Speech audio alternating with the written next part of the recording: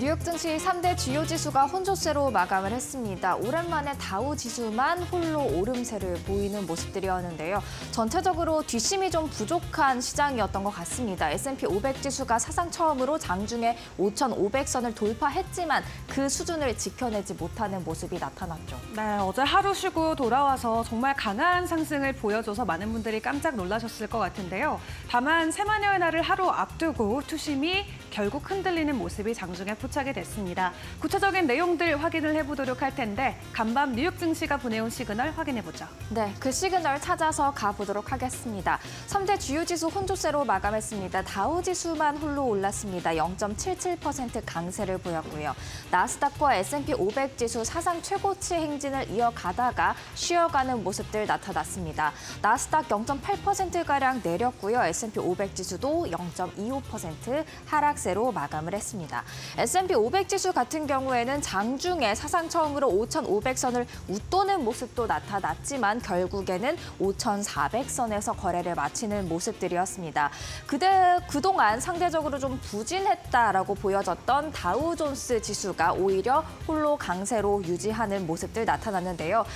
이날은 특별한 상승 모멘텀은 없었기 때문에 그간 사상 최고치 행진을 이어가던 나스닥과 S&P 500 지수에서 차익 실현 욕구가 커지면서 이렇게 좀 하방 압력을 받는 듯한 모습, 어쩌면 당연한 건지도 모르겠습니다. 이어서 전체적인 분위기 살펴보고 가도록 하겠습니다. S&P 500의 히트맵이 준비가 돼 있습니다. 상승이 초록 그리고 하락이 빨강으로 나타나 있는데요. 전체적으로 상승한 종목 그리고 하락한 종목 섞여 있는 가운데 대형주는 그래도 좀 강한 빨강들이 나타나는 모습들이었습니다. 특히 시가총액 탑3의 종목들이 모두 다 하락 마감하는 모습들이었는데요. 마이크로소프트가 0.14% 그나마 좀 상대적으로 하방 압력을 덜 받았다면 애플 같은 경우에는 2% 넘게 빠졌고요. 엔비디아도 3.54% 크게 하락하는 모습들이었습니다. 마이크로소프트가 적게, 엔비디아가 크게 내리다 보니까 순위 또 한 번 뒤바뀌었습니다. 시가총액 1위 기업으로 마이크로소프트가 다시 올라갔고요. 엔비디아 2위에 자리했습니다. 그리고 반도체 대장주인 엔비디아가 빠지다 보니까 다른 반도체주도 덩달아 하방 압력을 받는 듯한 분위기가 나타났습니다. 브로드컴도 역시나 3.7%가량 하락을 했고요. 마이크론 테크놀로지 6% 넘는 하락세, 퀄컴도 5%대의 하락률을 기록을 했습니다. 그 사이에 AMD만 홀로 지금 4%대의 강한 상승률을 기록을 했는데요. 파이프 샌들러가 탑픽이라고 선언한 점이 호재로 작용한 것으로 보여집니다. 이어서 계속해서 살펴보면요. 알파벳, 메타, 아마존 같은 경우에는 상승불을 켰습니다. 알파벳이 0.71%, 메타가 0.4% 강세였고요. 아마존은 가장 큰 상승률 1.8%를 기록을 했습니다. 그리고 제가 노란색으로 네모박스를 쳐놨는데요. 오늘 장에서 기술주가 가장 큰 하방 압력을 받는 듯한 모습 나타났고요. 그리고 국제유가가 지금 계속적으로 여름철 수요 기대감에 상승을 하고 있죠. 에너지주 덩달아 같이 오르고 있습니다. 이날 가장 크게 오른 섹터가 바로 에너지였습니다. 엔비디아 시가총액 다시 한번 짚고 넘어가 보도록 하겠습니다. 지금 탑3 사이에서 세계 시가총액 1위 기업 자리를 놓고 경쟁이 굉장히 치열한데요. 이날은 마이크로소프트가 하락률을 적게 가져가면서 다시 한번 1위에 올라오는 모습들 나타나고 있습니다. 지금 엔비디아와 애플의 시가총액 차이도 그렇게 크지 않은데요. 또다시 언제든지 뒤바뀔 수 있다는 점 참고하시면 좋을 것 같습니다. 이어서 목요일장의 특징주도 한번 같이 살펴보도록 하겠습니다. 일단 델과 슈퍼마이크로 컴퓨터 일명 슈마컴 준비해봤습니다. 일론 머스크가 전날 밤에 X에 올린 글이 지금 델과 슈퍼마이크로 컴퓨터 장 초반 강세를 불러 일으켰는데요. 뭐라고 올렸냐? 머스크, XAI의 슈퍼컴퓨터 구축을 위해서 델과 슈마컴과 협력하고 있다라는 글을 올렸습니다. 장 초반에 그래서 델과 슈퍼마이크로 컴퓨터 강세를 보였지만 결국 그 강세가 오래가진 못했습니다. 0.65% 그리고 0.26% 약세로 마감을 했습니다. 또 다른 특징주 길리어드 사이언스가 되겠습니다. 반대로 8.4%라는 강력한 상승률을 기록을 했는데요. HIV 백신 임상 3상에 좀 성공적인 결과를 도출해냈다라고 발표하면서 주가 상승으로 반응을 했습니다. 이 FDA 승인을 받기 위해서는 또 다른 임상 3상에서 긍정적인 결과를 또다시 한 번 더 도출을 해내야 한다고 하는데요. 그 같은 정보는 올해 말 또는 내년 초에 공개될 예정이라고 하고요. 거기서도 긍정적인 결과가 나온다면 이 HIV 백신이 2025년 말에는 시장에 출시될 것으로 기대가 되고 있습니다. 세 번째 특징 중 한번 같이 살펴보도록 하겠습니다. 액센추어 준비가 돼 있습니다. 컨설팅 기업이 되겠는데요. 7.3% 역시나 상승으로 반응을 했습니다. 지금 실적을 발표했는데 매출은 예상치를 하회했고 순이익은 예상치를 소폭 웃도는 수준이었습니다. 그런데 시장이 그보다도 집중을 한 건 지금 키워드가 AI죠. 지금 액센추어가 생성형 AI 계약을 9억 달러 이상 달성했다라는 점에 시장 주목하면서 주가는 상승으로 반응을 했고요. 다른 종목 하나 더 보겠습니다. 트럼프 미디어 앤 테크놀로지 그룹, 밈 주식으로도 한때 분류가 됐던 종목이 되겠습니다. 14.56%가량 급락세를 맞이했는데요. 미 증권거래위원회가 추가 주식 등록을 승인했다라는 소식에 하방 압력을 받았습니다. 지금 추가 주식 등록으로 최대 3,400억 원을 트럼프 미디어 그룹이 조달할 수 있을 것으로 예상이 되고 있지만 이렇게 추가 주식이 나타나게 된다면 기존에 가지고 있던 주식 가치가 희석될 수 있기 때문에 이 부분을 투자자들이 우려한 것으로 보여집니다. 이어서 목요일장에서 애널리스트들이 주목한 종목은 무엇일까요? 함께 보시죠. 일단 엔비디아 계속해서 시장의 화두로 자리 잡고 있습니다. 스티펠이 매수 투자 의견을 유지했고요. 목표 주가는 기존 114달러에서 165달러로 상향 조정하는 모습 나타났습니다. 2027 회계년도 실적 전망치를 반영해서 목표 주가 상향을 했다라고 이유를 밝혔습니다. 엔비디아 지금은 좀 조정을 받고 있는 모습들이지만 계속해서 지금 목표 주가 상향 조정에 대한 이야기가 나오고 있는 만큼 주목하셔도 좋을 것 같습니다. AMD가 파이프 샌들러의 탑픽이라는 선언에 이어서 오늘 강세를 보였었죠. 비중 확대 의견 파이프 샌들러 유지를 했고요. 목표가는 175달러를 제시하고 있습니다. 탑픽으로 꼽은 이유들을 살펴보자면 MI 제품 시리즈 경쟁력이 있고 또 서버와 PC 사업도 긍정적이다라는 코멘트를 달았습니다. 마지막으로 메타 플랫폼스 키뱅크가 비중 확대 의견을 유지하는 동시에 목표 주가는 475달러에서 540달러로 대폭 상향 조정하는 모습 나타났습니다. 메타의 광고비가 유의미한 증가세를 나타내고 있다라면서 긍정적으로 평가한 건데요. 이런 SNS 플랫폼 같은 경우에는 매출 대다수가 광고비에서 나오기 때문에 광고비의 상승은 유의미한 실적 증가세로 이어질 수 있다라는 점에 주목한 것으로 보여지고 있습니다. 한편 지금 보시면 메타 플랫폼스 이거는 목표 주가일 뿐이지만 굉장히 주당 단가가 높게 책정이 돼 있습니다. 그만큼 다음 주식 분할 타자로도 언급돼 있는 만큼 주목해 보셔도 좋을 것 같다라는 생각이 듭니다. 이어서 국채금리도 한번 같이 살펴보도록 하겠습니다. 이날 여러 가지 지표들이 발표가 됐었는데요. 이 지표들 사인해서 자세하게 다뤄보도록 하고요. 간략하게 말씀드리자면 대체적으로 경기 과열이 식고 있다라는 분위기를 형성을 해줬습니다. 그러면서 금리 인하 기대감 계속해서 유지가 되고 있는데요. 그럼에도 불구하고 안정적인 국채에 대한 그런 국채금리가 오름세를 보이는 모습들이었습니다. 2년물 4.733%였고요. 10년물 4.257%로 올라가는 모습들 보였죠. 그만큼 국채 가격은 하락했다라는 뜻이 되겠는데요. 그리고 또한 달러 인덱스도 좀 올라가는 모습들 보였습니다. 강달러 움직임이 나타났다라는 뜻이 되겠죠. 달러 인덱스 105.27로 전거래일 대비 0.36%가량 이렇게 올라가는 모습들 보였는데요. 금리 인하 기대감이 유지는 되고 있지만 지금 달러 인덱스가 오르고 국채 가격은 하락했다. 이렇게 좀 다른 양상들이 나타나고 있다는 점 참고하시면 좋을 것 같습니다. 마지막으로 국제 유가 살펴보도록 하겠습니다. 여름철 수요가 기대가 되면서 계속해서 유가 오름세를 보이고 있습니다. WTI가 배럴당 82달러 선까지 올라오는 모습 나타나고 있는데요. JP모건 같은 경우에는 9월에 브렌트유가 배럴당 90달러까지 갈 수 있다라고 전망했습니다. 현재 브렌트유 배럴당 85달러 선에 거래가 되고 있으니까요. 꽤 큰 폭의 상승을 예상을 하고 있다라는 게 되겠습니다. 또 금값 같은 경우 미국의 금리 인하 기대감 여전히 유효하기 때문에 오름세를 보였습니다. 0.9% 강세였습니다. 이어서 월가의 전략가를 만나보도록 하겠습니다. 어떤 이야기를 했을까요? 함께 들어보시죠.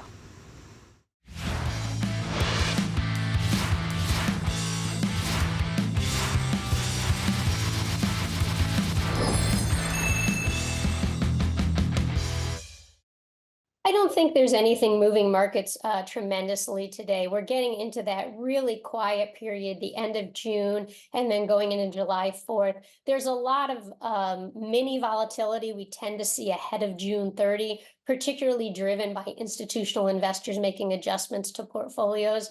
So I wouldn't draw any big conclusions from anything we're seeing, where, of course, we don't have any real news that's explaining the movement we're seeing in these stocks. I think it certainly could be temporary, but then Apple and Microsoft's move could be temporary as well.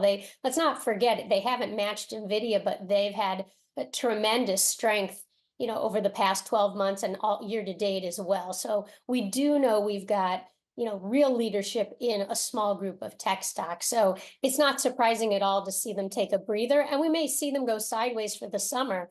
For me, as a portfolio manager, that would be the healthiest sign in this market. If I could see these stocks just consolidate for 3 months straight, I think that would be fantastic.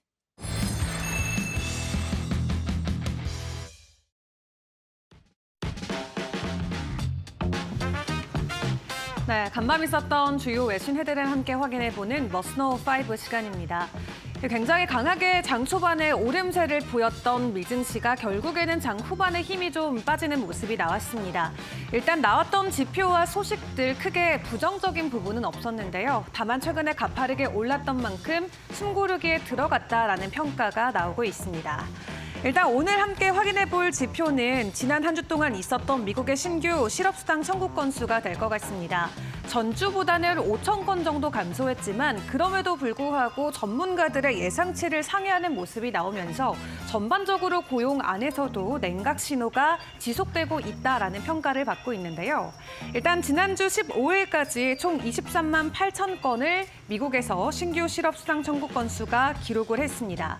말씀드린 대로 전주보다는 늘어난 수치지만 현재 2023년 9월 이후 가장 높은 결과를 보여주고 있는 만큼 시장에서는 전반적인 고용 시장이 냉각화가 되고 있고 연준이 바라는 대로 시장 분위기가 흘러가고 있다라는 평가를 내놓고 있습니다. 일단 실업보험 수요가 예상보다 더 큰 폭으로 감소를 하면서 채권 매도 심리가 자극되고 있기도 한데요. 그럼에도 불구하고 긍정적인 지표와 함께 장 초반에는 뉴욕 증시가 모두 일제히 상승하는 흐름을 보여주기도 했습니다. 미국 쪽에서도 이제 완만히 차분해지고 있는 인플레 지표와 차분해지고 있는 고용 시장이 포착이 되고 있는데 미리 고용 시장과 인플레 안정화 그리고 경기 침체에 들어갔다라는 평가를 받고 있는 나라들의 기준금리 상황은 어떨까요? 일단 어제자 기준으로 중국과 영국이 다시 한번 기준금리를 동결했습니다. 이로써 영국은 7회 연속으로 기준금리를 동결하게 됐는데 중국 쪽의 상황 먼저 확인을 해보시죠. 자금 유출 등의 우려로 쉽사리 통화정책 카드를 쓰고 있지 못하는 중국이지만 달러 대비 위안화 가치는 7개월여 만에 최저치로 떨어져서 현재 금융당국의 고심이 깊은 상황입니다. 다만 중국이 지난달부터 경기 회복을 위한 1조 위안 규모의 초장기 특별 구체 발행을 시작했다는 점에서 향후 통화 정책과 관련돼서 긍정적인 평가는 나오고 있는데요. 상황은 사실 영국도 마찬가지긴 합니다. 그 전날에 5월 영국의 CPI를 확인했는데 드디어 2%대 인플레 지표가 나오면서 시장에서 금리 인하에 대한 기대감이 높아졌습니다. 그럼에도 불구하고 영국 안에서는 조금 더 지표를 지켜보자, 시장 상황을 확인하자라는 입장 입장과 함께 일단은 다시금 금리 연속 7회 연속 동결하는 모습을 보였는데요. 일단 앤드류 베일리 BOE 총재 같은 경우도 성명을 통해서 긍정적인 CPI는 만족하지만 앞으로 금리 인하를 하기 위해서 더 시간이 필요하다라는 입장을 보여주기도 했습니다. 지표가 모두 확인됐음에도 불구하고 공격적인 금리 인하에 나서고 있지 않은 국가들의 상황이 또 미국에는 어떤 부담으로 작용될지 확인을 해보시죠. 그리고 어제 델과 슈퍼마이크로의 소식으로 인해서 오늘 장 초반 두 종목 굉장히 강한 상승을 보였습니다. 다만 지수 자체가 장 후반에 갈수록 힘이 빠지면서 결과적으로는 약보합권의 두 종목 모두 마무리를 지었는데요. 머스크가 진행하고 있는 XAI에 대한 서버 납품을 진행한다라는 소식으로 강한 상승을 장 초반에 보여왔습니다. 일단 델의 CEO가 간밤 SNS를 통해서 이 XAI의 그룹을 지원하기 위해 엔비디아와 함께 AI 공장을 건설하고 있다라는 소식을 전했죠. 머스크는 이 게시물에 대한 댓글을 달면서 소식을 다시 한번 재확인시켜줬는데요. 머스크는 델이 슈퍼컴퓨터용 서버렉의 절반을 조립하고 있고 나머지 절반의 슈퍼 공급은 슈퍼 마이크로 컴퓨터가 담당하고 있다라고 전했습니다. 델과 슈퍼마이크로는 인공지능 프로그램을 구축하는 기업들에게 서버를 공급하는 비즈니스로 호황을 누리고 있는데 슈퍼마이크로는 이번 주 초까지 실리콘밸리에 3개의 새로운 시설을 추가할 계획이라고 발표했고요. 델은 지난달에 AI 작업을 처리하는 서버 매출이 지난 분기보다 2배 이상 증가했고 또 백로그도 급증했다고 밝혔습니다.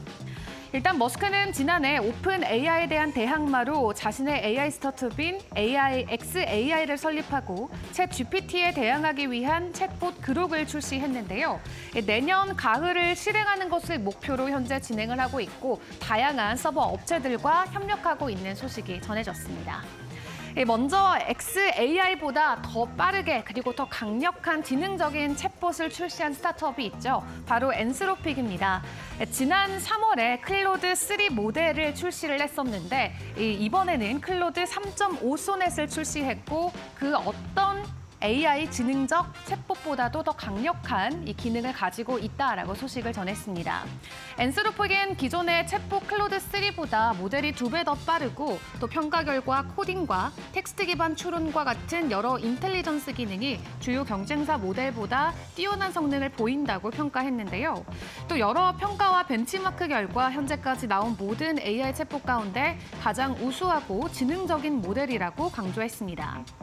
엔스로픽은 오픈 AI를 그만둔 직원 그룹이 2021년 창립해서 현재는 구글과 세일즈포스 등을 지원하고 있는데요. 이 회사는 앞선 오픈 AI가 지속적으로 가지고 있었던 리스크와는 다르게 안전하고 책임감 있는 AI를 구축하겠다라는 의지를 강조해 오고 있습니다. 구글과 챗 GPT보다도 더 강력한 지능적 챗봇 서비스를 출시했는데 앞으로 엔스로픽의 움직임도 함께 확인을 해보시죠. 마지막으로 암호화폐 시장 상황 확인을 해보도록 하겠습니다. 어제 추가적인 비트코인의 가격 하락이 있었죠. 독일 정부에서 비트코인을 대규모 매각했다라는 소식이 전해졌습니다. 2억 달러 규모의 비트코인을 시장에 매물로 내놨는데 아직까지도 독일 정부는 30억 달러 규모의 비트코인을 더 보유하고 있기 때문에 추가적인 매도 물량과 함께 변동성이 시장에서는 우려감으로 자극되고 있습니다. 그럼에도 불구하고 전문가들은 비트코인이 6만 5천 달러 부근인 지금 내서 6만 3천 달러 사이에서 바닷가를 확인한 이후 다시금 반등해줄 수 있을 것이다라는 긍정적인 평가도 내놓고 있는데요.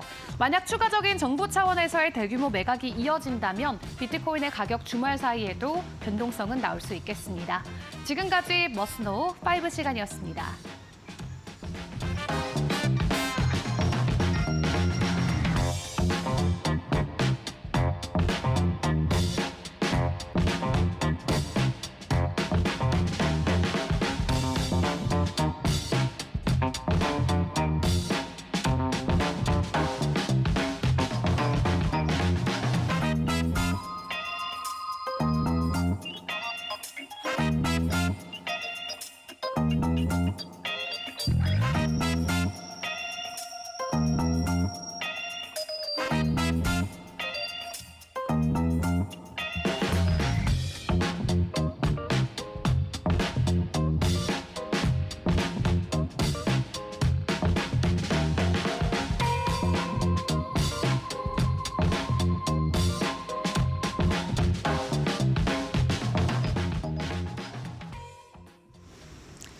이어서 뉴욕 현지에서 들려오는 생생한 목소리도 들어보도록 하겠습니다. 김상윤 이데일리 뉴욕 특파원 연결돼 있습니다. 안녕하세요. 네, 김상현 뉴욕 특파원입니다. 네, 나스닥과 S&P 500 지수 사상 최고치 행진을 진행하다가 숨고르기에 들어갔습니다. 목요일장에서 하락 마감을 하고 다우 지수만 홀로 오름세를 보였는데요. 여태까지 너무 올랐기 때문에 좀 피로감이 작용했다고 볼 수 있을까요? 목요일장 어떻게 평가하시나요? 네, 사상 최고치 행진을 이어갔던 S&P 500 지수와 나스닥 지수가 오늘 하락 마감했습니다. 연이은 랠리에 따른 피로감이 작용하며 일부 차익 실현이 이루어진 것으로 해석됩니다. 오늘 미국 고용시장이 계속 냉각되고 있다는 신호는 증시에 긍정적이었습니다. 미 노동부에 따르면 지난주 신규 실업수당 청구 건수가 23만 8천 건을 기록했습니다. 이는 한 주 전보다 5천 건이 감소하긴 했지만 다우존스가 집계한 전문가 전망치 22만 5천 건을 소폭 웃돌았고 지난 1월 이후 가장 높은 수준을 기록했습니다. 이에 따라 S&P 500 지수는 장중 5,500선을 넘어서기도 했습니다.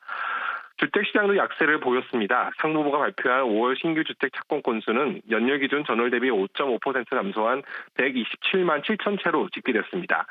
시장 예상치 138만 채를 밑도는 수치입니다. 이 같은 일련의 경기 둔화 소식은 연준이 금리 인하를 좀 더 빨리 할 수 있는 가능성을 높일 수 있지만 단기 급등에 따른 피로감과 기술주 위주의 랠리 부담감에 증시는 일부 조정을 보인 것으로 해석됩니다. 글로벌 투자은행 파이퍼 샌들러의 크레이그 존스는 S&P 500과 나스닥의 강세 모멘텀은 여전히 유효하지만 단기 과매수에 따른 부담 등으로 인해 증시가 하락 또는 조정에 취약한 상황이라고 진단했습니다. 여기에 연준 내 대표적 매파로 꼽히는 닐 카시카리 미니애폴리스 연은 총재의 발언도 투심을 일부 악화시켰습니다. 그는 미국의 인플레이션이 목표치 2%를 회복하려면 2년이 더 걸릴 것이라고 밝히면서 고금리 장기화 우려를 불어일으켰습니다. 그러면서 카시카리 연 총재는 미국 경제의 불확실성이 크다는 점도 강조했습니다. 그는 현재 미국 경제가 어떤 방향으로 움직일지, 더 나아가 연준이 언제 금리를 인하할지 매우 알기 어렵다고 언급했습니다. 그는 지난해 하반기만 해도 물가 상승률이 2% 목표치로 돌아가고 있다고 느꼈지만 올해 1분기 인플레이션 둔화에 진전이 없었다는 점을 거론하면서 미국 경제가 여러모로 매우 어려운 커브볼을 계속 던지고 있다. 현재로서는 앞으로 상황을 정확히 파악하는 게 어렵다고 토로하기도 했습니다.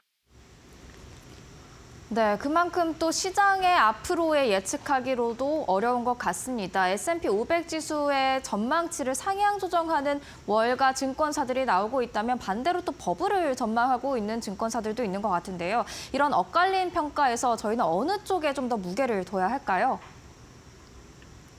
네, 일단 오늘 기술주들이 숨고르기 나서긴 했지만 여전히 시장에서는 AI 기대감이 팽배한 상황입니다. 현재 확실하게 성장세를 보이는 것은 반도체 등 AI 관련주밖에 없기 때문에 계속 AI 관련 주식에 투심이 몰리고 이에 따라 뉴욕 증시도 상승세를 이어나가고 있습니다. 시티그룹의 주식 전략 책임자 스캇 크로노트는 월스트리트와 미국 경제가 각기 다른 북을 치며 엇박자를 내고 있는 것은 사실이지만 생성형 AI가 미국 증시에 점점 더 큰 영향력을 행사하고 있는 것은 무시할 수 없다고 밝혔습니다.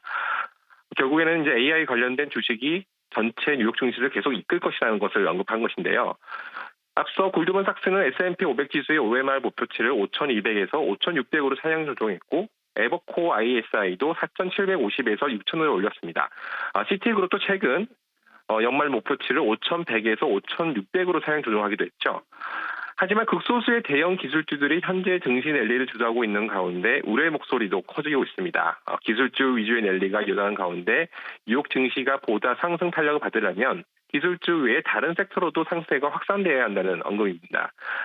선물 중개업체 RJ 오브라이언 앤드 오소시에이츠의 매니징 디렉터인 토머스 패트릭은 지금의 AI 테마는 2000년, 2021년 닷컴 버블과 매우 유사한 느낌을 준다고 우려했습니다. 다만 그는 시장은 생각보다 오래 비합리적인 상태를 유지할 수 있다. 심판의 날이 오겠지만 지금으로서는 질주하는 기차를 막기 어렵다고 했습니다. 당분간 AI 발 주식 랠리가 이어질 것이라고 언급한 것입니다. 이어서 유럽의 내용도 좀 살펴보도록 하겠습니다. 영국에서는 목표치로 하는 물가 상승률 2%대에 많이 근접하는 모습들 나타났지만 7회 연속 기준금리를 동결하는 듯한 모습을 보였습니다. 유럽 중앙은행과는 좀 다른 행보를 보이고 있는 것 같은데요. 이 부분 어떻게 저희가 봐야 할까요? 네, 영국 중앙은행은 이날 열린 통화정책 결정회의에서 인플레이션 지속성의 주요표가 계속 완화되고 있지만 여전히 높다면서 기준금리를 현행 5.25%로 동결했습니다. 7차례 연속 동결입니다. 9명의 위원 중 7명은 금리 동결을 9명의 위원 중 7명은 금리 동결을, 2명은 금리 인하는 의견을 냈는데요. 회의록에 따르면 금리 동결 결정을 내린 위원 중에서도 금리 인하를 고려하는 발언이 나왔기 때문에 비교적 비둘기적 동결이라는 평가가 나옵니다. 특히 영국이 내달 4일 총선 전에 잉글랜드 은행이 금리를 인하하기에 부담스러웠다는 평가도 나옵니다. 시장 대체로 영국의 물가가 목표치 2%로 뚝 떨어졌기 때문에 잉글랜드 은행이 다음 8월 회의에서 기준금리를 인하할 것으로 예상합니다. 다만 최근 임금과 서비스 물가가 예상보다 계속 높게 나오고 있어 일각에서는 11월이 돼야 금리 인하가 가능할 것이라는 전망도 나오고 있습니다. 네, 유럽 특파원과 연결해서 미국과 유럽 증시의 상황 점검해봤습니다. 말씀 감사합니다. 네, 감사합니다. 이어서 시장에 영향을 미칠 수 있는 마켓 리더들의 한마디 듣고 오겠습니다.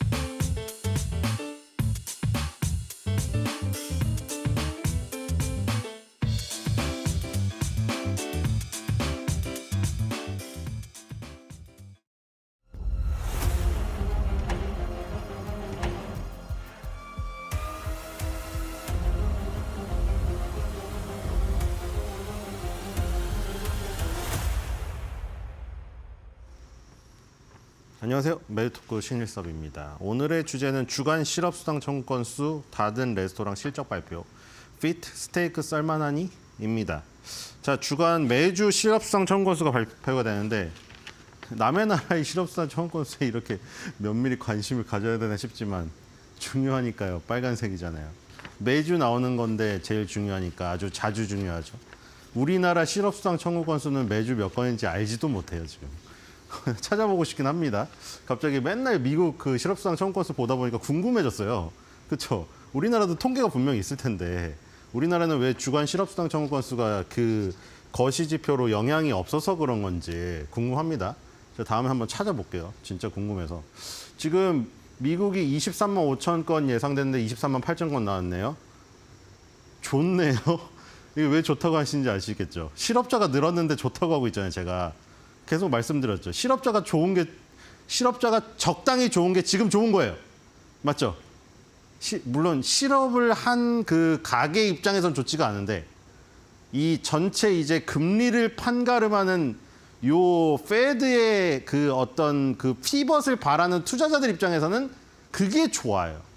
지금 예상치 상회가 나왔는데 전주보다는 줄었다. 그렇죠? 전주보다는 조금 줄었어요. 이 건수로는 5천 건이 줄었거든요. 그러니까 전주보다는 실업자가 줄었는데 신규 실업이니까 새롭게 실업한 사람들이 수당을 탄 거예요. 이게 기존에 탄 사람이 또 타는 거는 계속 수당 청구 건수예요. 계속해서 받는 수당이니까. 이 주간 실업수당 청구, 신규 실업수당 청구 건수는 그때 새로 이만큼 또 생겼다는 거예요. 20만 명 이상이 생긴 거예요. 많이 생긴 거죠. 근데 지난주에도 예상치 상회였고요. 이번 주에도 예상치 상회였죠. 그리고 지금 예상치 상회가 4주 동안이네요. 그렇죠? 5주 전에는 예상치 하회가 여기 중간에 한번 나왔고 그 다음부터는 다 예상치 상회가 지금 4주 연속 나왔어요. 그렇죠? 이 살색이 예상치예요. 그렇죠? 이거 손톱도 잘 깎고 와야겠네, 이렇게 되니까. 손톱 길면 이 지금 요 살색보다 다 높았잖아요. 그렇죠? 근데 3주 연속 실업자가 늘다가 실업자가 줄었는데 예상치는 상회. 그러니까 이게 되게 애매하게 좋은 거잖아요. 맞죠? 실업자가 늘었지만 3주간 늘은 것보다는 줄었고 예상치는 상회했다. 네, 이렇습니다. 지표가 지금 이래야 돼요. 애매모호하게 힘든 모습만 딱 보여주면 이제 9월, 11월 둘 중에 하나는 거의 확실하게 금리 인하를 하는 지금 타이밍. 이렇게 보시면 되겠습니다. 그리고 뭐는 나쁘면 안 된다고 했죠? 기업의 실적이 망가지면 안 된다고 했죠? 기업의 실적이 망가지면 안 돼요. 거시경제 지표가 어느 정도 힘든 건 보여주는데 기업의 실적은 좋아야 실업자는 늘어나서 힘든 것 같아서 금리 인하를 해주고 싶은데 기업들의 실적은 뜨거워. 그때 금리 인하의 효과가 최대로 발휘된다는 거죠. 금리 인하의 효과로 여러분들이 바라는 게 뭐예요? 주가가 급등하는 걸 바라는 거 아니에요. 엔비디아가 여기서 더 가는 걸 바라는 거 아닙니까? 그렇죠? 그러니까 기업들의 실적은 망가지면 안 된다. 자, 어쨌든 거시경제지표는 애매모호하게 잘 나왔다. 이 표현이 이상한데 그게 맞아요. 애매모호하게 못 나왔는데 그게 잘 나온 거예요. 자, 그렇게 보시면 될 것 같고. 닫은 레스토랑의 실적이 발표됐습니다. 자, 어저께 근데 레스토랑주들이 그동안 되게 너무 잘 갔거든요. 그래서 좀 단기 조정인 것 같긴 한데 어제 갑자기 다 급락을 했어요. 어제 치폴레도 갑자기 6% 급락을 하고요. 여기서 했던 그 치폴레는 이제 멕시칸 스타일이고 지중해 스타일로 카바그룹이라고 떠오르는 거 있다고 여기서 말씀드렸죠.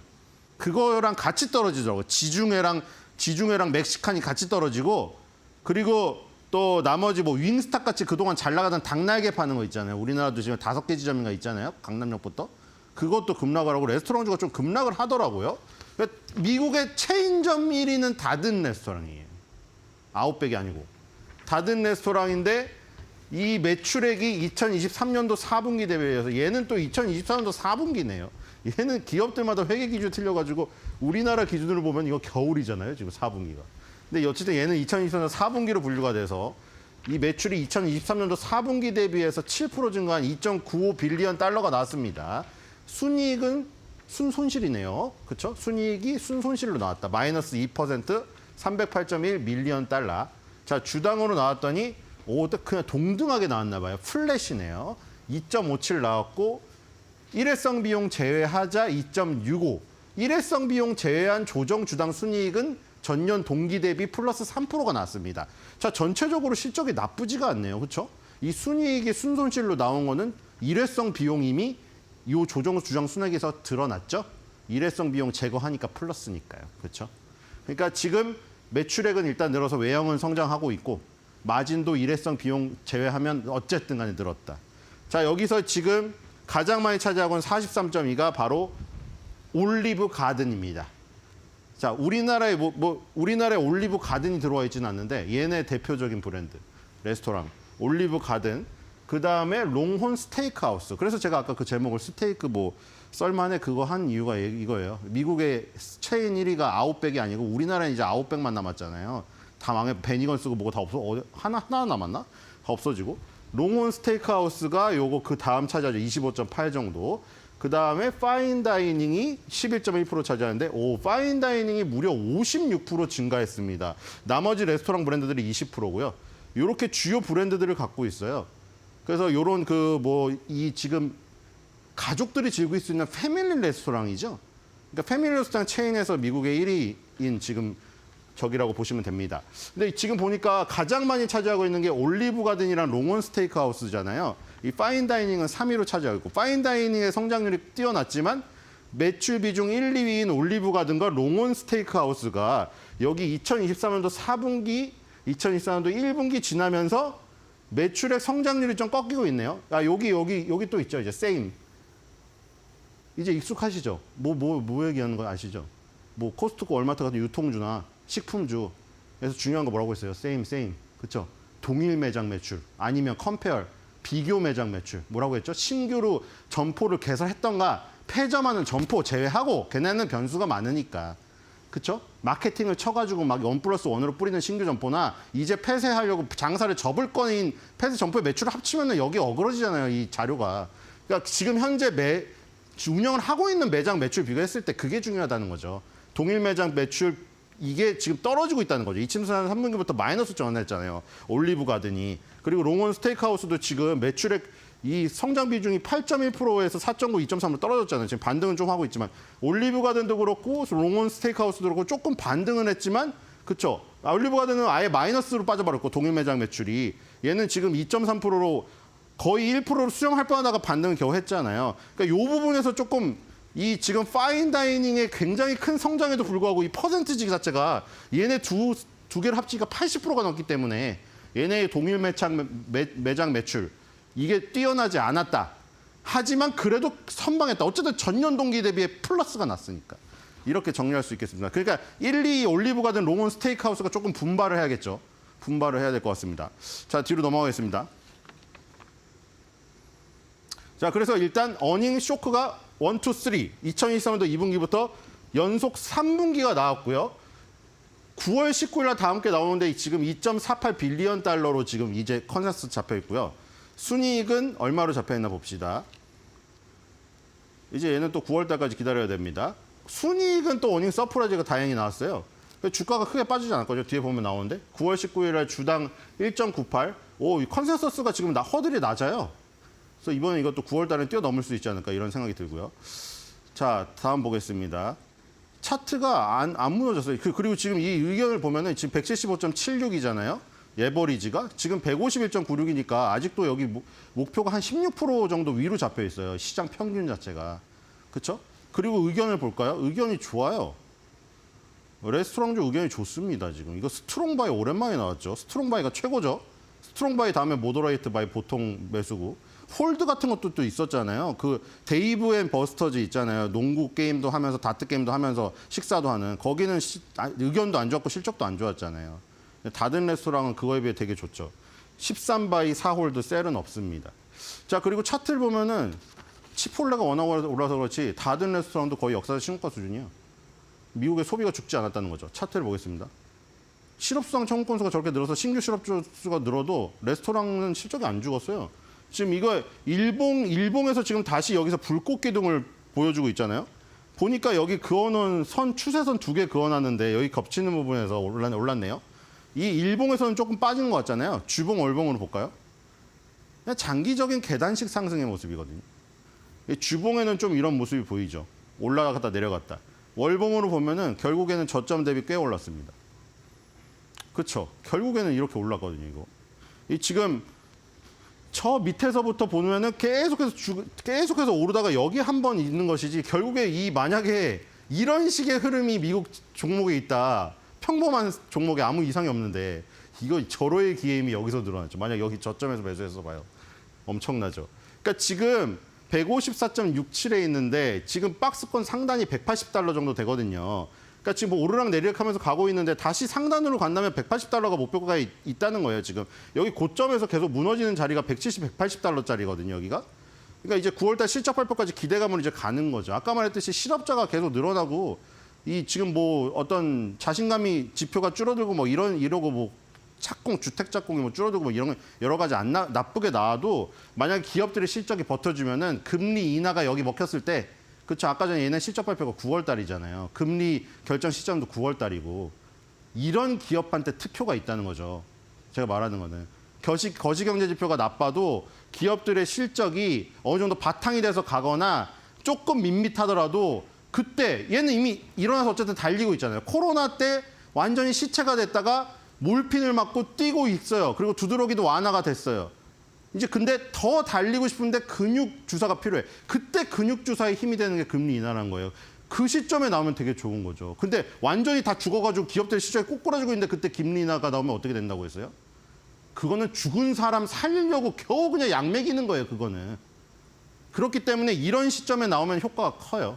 그래서 지금 닫은 레스토랑 같은 것도 주목을 해보셔야 된다고 생각이 되고요.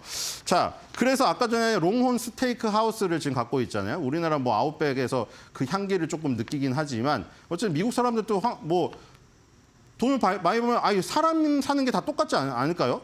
백인이나 뭐 황인이나 무슨 흑인이나 다 똑같죠. 아니 돈이 생기면 아무래도 그러면 그냥 맥도날드에서 햄버거 먹고 감자튀김 먹다가 예를 들어 쉑쉑버거에서 조금 더 비싼 햄버거 먹고 싶은 거고 그거 먹다 보면은 스테이크집 가서 스테이크 썰고 싶은 거고 그런 거잖아요. 그렇죠? 실업자가 우리 집에 실업자가 없고 그 신규 고용이 되어가지고 첫 월급을 받았어요. 그러면 가족 단위에서 패밀리 레스토랑에서 뭐 미국이 개인주의가 심하다고 해서 미국도 많잖아요. 드라마에 많이 나오잖아요. 애들 데리고 아들 데리고 가서 스테이크 썰고 이런 모습 똑같단 말이죠. 그러니까 지금 오늘의 한 줄 매도평은 여기에서 나옵니다. 칼질이 그리워질 때 일단 지갑을 열어봐. 없네요.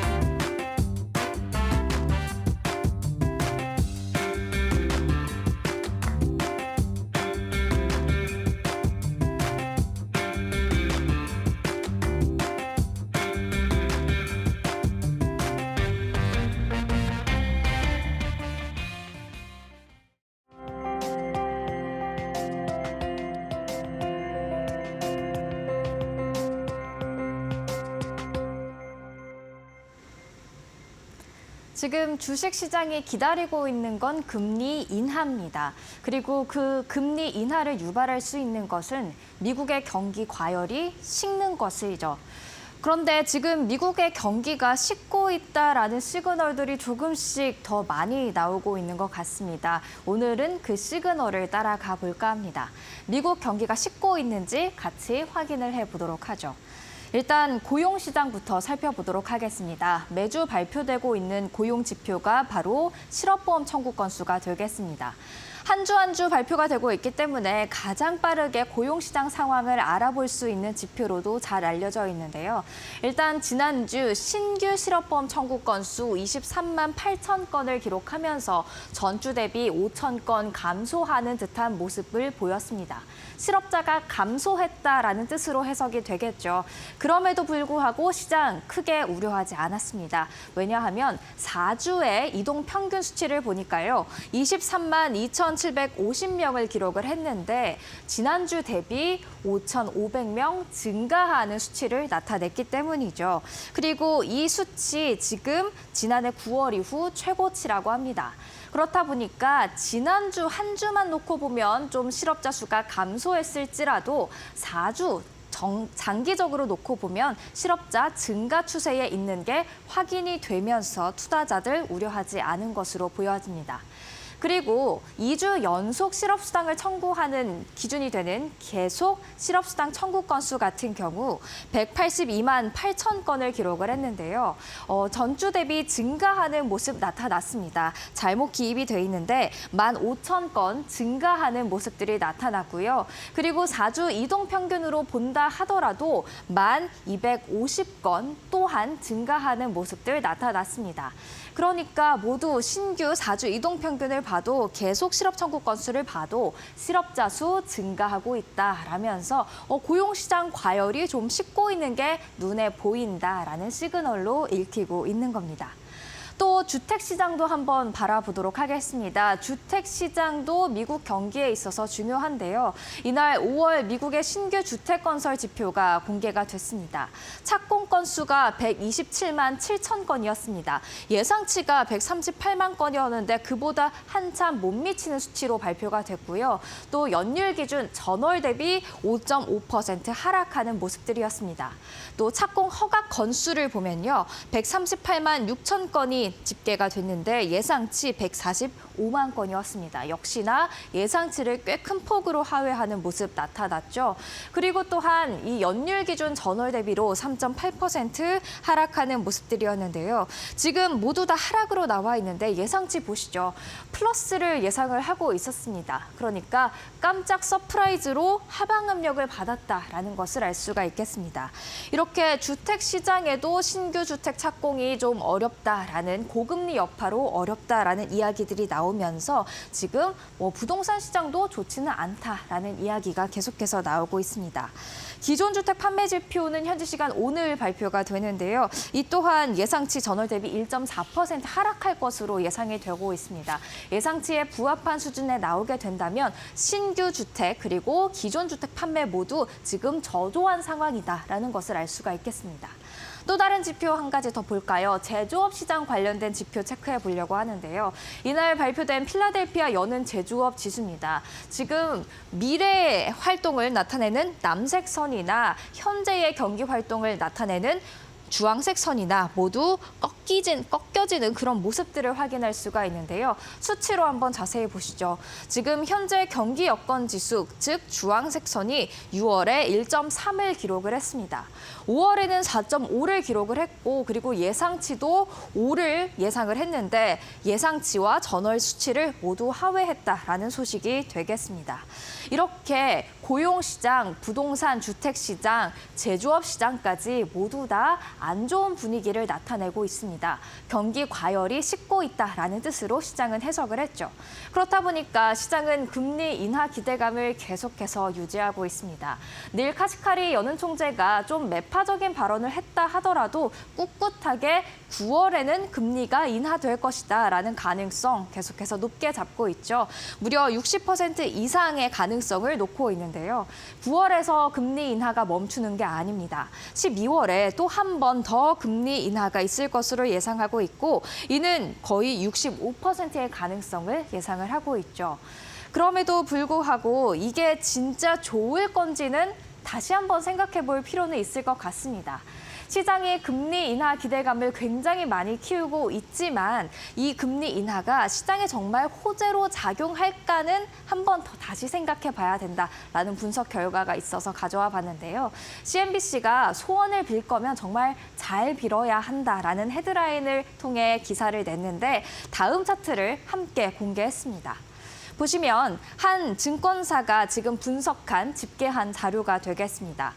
첫 금리 인하 시기 전후로 수익이 어떻게 나타나는지 그런 집계 현황인데요. 최근에 2019년에 첫 금리 인하가 8월 1일에 있었는데 그 금리 인하가 있기 65일 수준의 수익률이 플러스 0.8%였습니다. 반면에 금리 인하가 단행된 이후에 65일 이후 수익률은 4.4%였죠. 이렇게 지난 2019년 같은 경우에는 수익률이 금리 인하 이후에도 오름세를 보였었습니다만 지금 2007년이나 2001년이나 아니면 1981년 같은 경우 그리고 1974년 같은 경우 마이너스 수익률을 기록하는 경우도 있었습니다. 그리고 이것을 모두 다 평균 내보면요. 평균적으로 금리 인하가 있기 65일 이전 그 수익률은 플러스 2%를 기록하는 반면 금리 인하 이후에는 보통 마이너스 1.5%의 수익률을 기록한다라는 분석 결과가 나왔죠. 그렇기 때문에 CNBC가 금리 인하라는 소원을 빌을 거면 정말 잘 빌어야 된다라고 이야기를 한 것 같습니다. 결국 금리 인하 이후에 지금 시장이 하락할 수도 있다, 조정을 받을 수도 있다 이런 이야기를 한 것으로 보여지는데요. 사실 저는 이렇게 생각합니다. 금리 인하 자체가 수익률에 영향을 줬다라고 생각하기는 조금 어려운 면이 있지 않을까라는 생각을 해봅니다. 왜냐하면 지금 플러스를 기록한 경우도 굉장히 많고요. 격차가 꽤 크게 나기 때문입니다. 마이너스 25.4%에서 4.4% 시대에 따라서 변하는 것들 것들도 있을 테고요. 그래서 저는 금리 인하 그 자체보다는 그 이유가 중요하지 않을까라는 생각을 해봅니다. 골디락스의 경제가 계속해서 이어질 것으로 예상이 된다면 금리 인하 이후에도 이런 평균적인 흐름을 거스르고 플러스 상승률이 얼마든지 나타날 수 있다라고 예상을 하고 있습니다. 다만 경기가 우려되는 측면에서 연준이 금리 인하에 나서는 거라면 당연히 경기에 따라서 시장도 안 좋을 수밖에 없겠죠. 그래서 더욱더 지표에 중심을 둬야 하는 게 아닌가라는 생각을 해보는데요. 지금으로서는 지표 그 자체가 경기 과열이 식고 있다라는 수준에서 해석이 머물고 있지 침체로 가고 있다라는 수준의 해석까지로 가고 있지는 않기 때문에 금리 인하 이후에 수익률이 플러스를 유지할 수 있지 않을까 조심스럽게 예상을 해봅니다. 지표 굉장히 중요할 거라는 것 여러분도 잘 알고 계시는 만큼 앞으로도 마켓 시그널과 함께 또 사인 잡아가면서 지표의 중심에서 보는 시장이 됐으면 좋겠습니다. 지금까지 사인이었습니다.